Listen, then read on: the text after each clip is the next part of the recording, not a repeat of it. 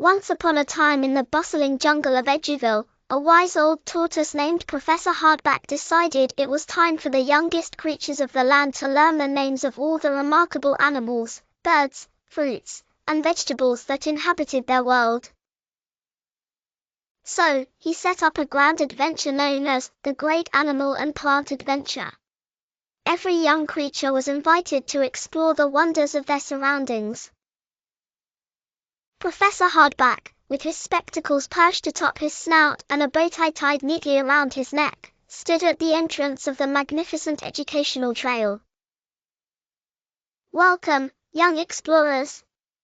Prepare to embark on a journey where knowledge is the treasure," he announced excitedly, waving his tiny tortoise feet in the air for effect. First on the agenda were the fruits and vegetables section, lovingly curated by none other than Chef Broccoli. Chef Broccoli, a jubilant and rather rotund green vegetable with a passion for cooking and storytelling, sang, ushering the young ones over to a vibrant display around the corner. "Here, we have the fantastic world of fruits and vegetables. They're not just tasty, they're healthy too." There were apples as red as sunrise, oranges that seemed to bask in the glow of their own radiance, and bright yellow bananas hanging like smiles. Chef Broccoli took particular delight in introducing the kiwi, a fruit covered in fuzz but juicy on the inside. "Never judge a fruit by its cover," he joked, causing a roar of laughter among the little animals. Then, they moved on to the greens, lettuce, cucumbers, and of course, the cabbages. Chef Broccoli shared secrets of cabbage leaves being perfect salad's cradles. There were bell peppers, so colorful they looked like a paint palette. "To witness such vibrant hues, one must eat their greens," proclaimed Chef Broccoli, chuckling at his own rhyme. Soon after, it was time to visit the Animal Kingdom section, managed by Miss Parrot.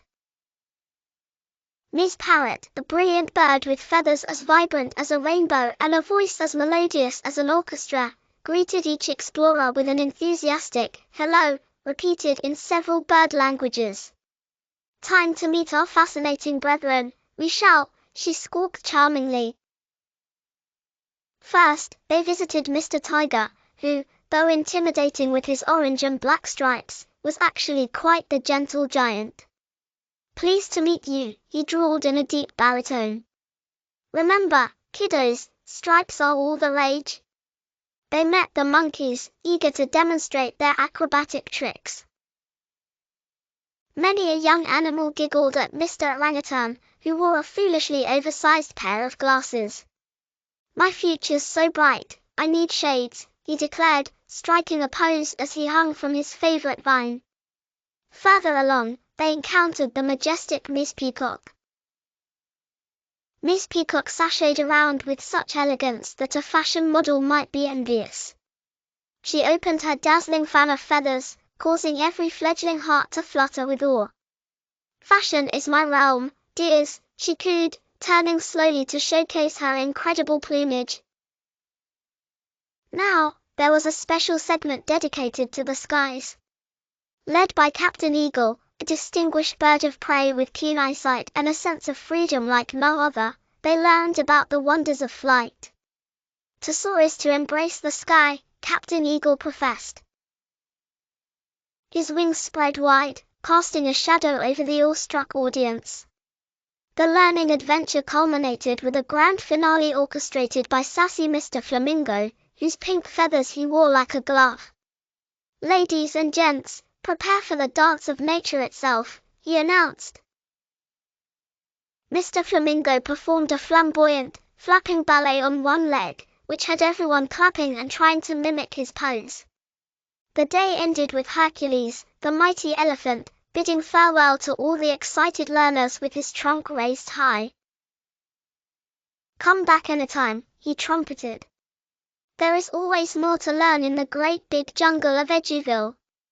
As the animals and birds of Eduville made their way back to their homes, they carried with them, not just knowledge of names, but also a joy for learning.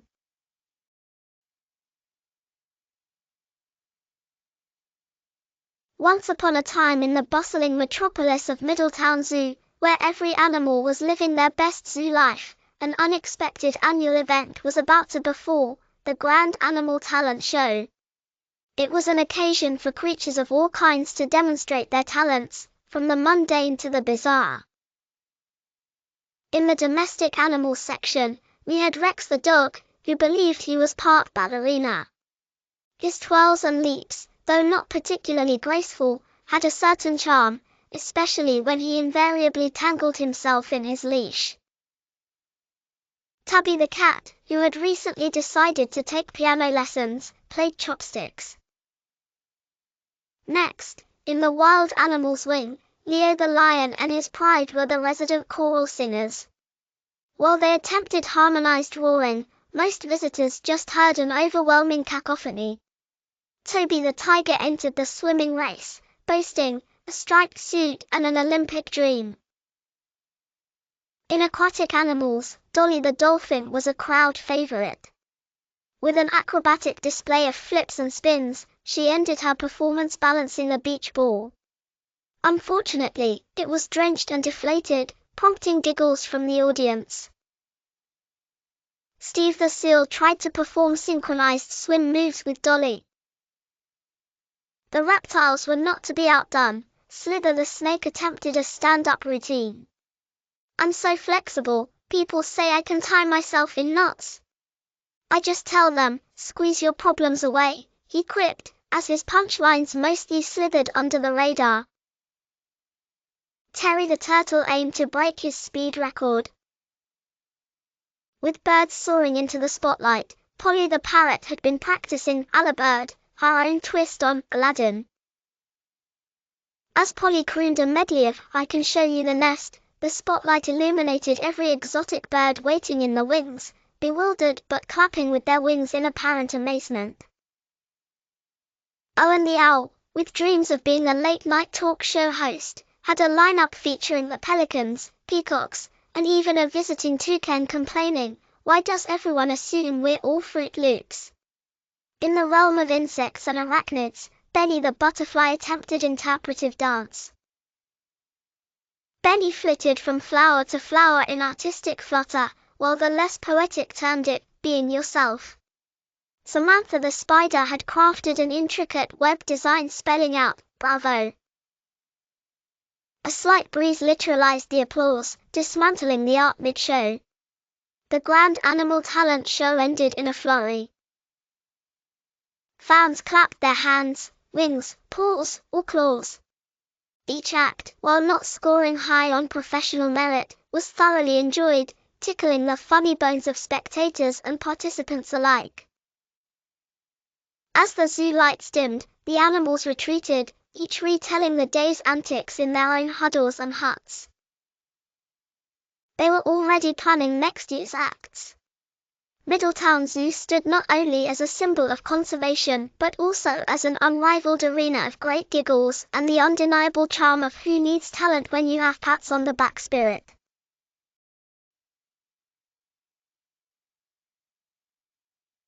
Once upon a time in a magical land called Natureville, there lived two best friends, Lily, a curious little girl, and her dog, Maximum. One sunny morning, they discovered an old map in their backyard. The map promised an exciting adventure to the magical orchard, where they could learn about fruits, vegetables, animals, and birds.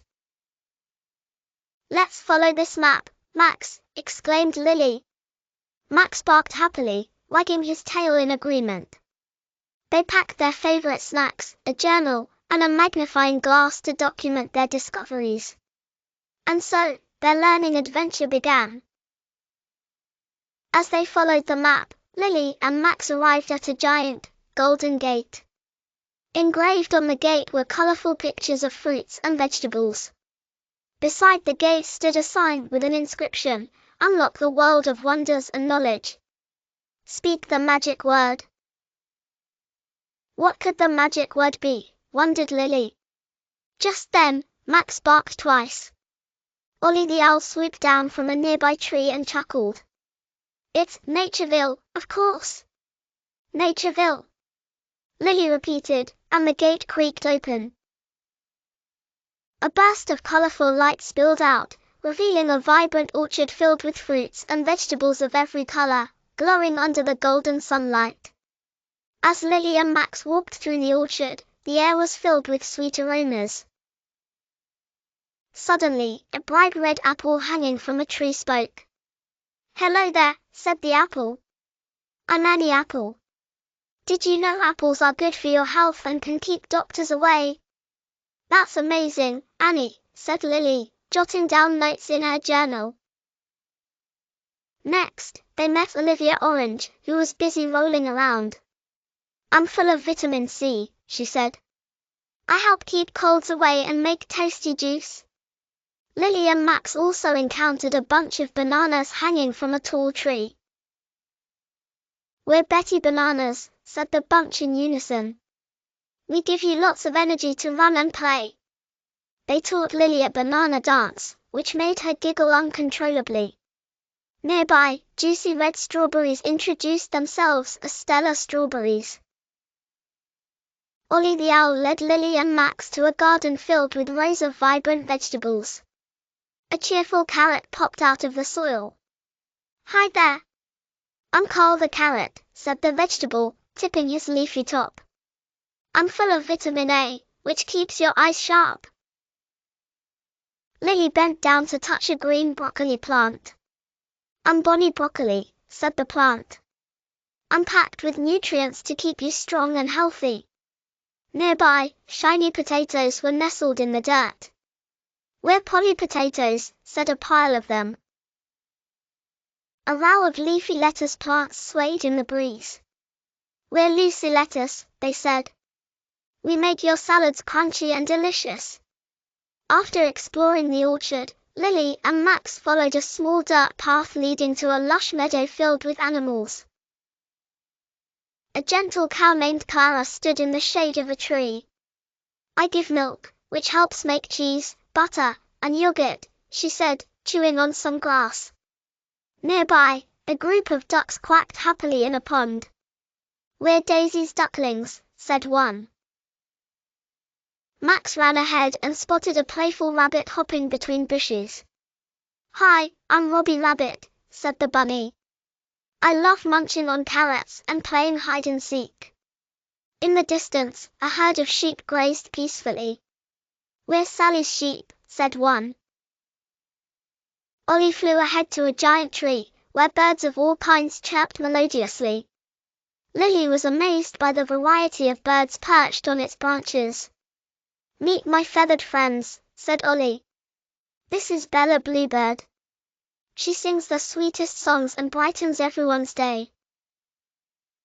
At the end of their adventure, Ollie led Lily and Max to a clearing where all the fruits, vegetables, animals, and birds had gathered for a grand feast.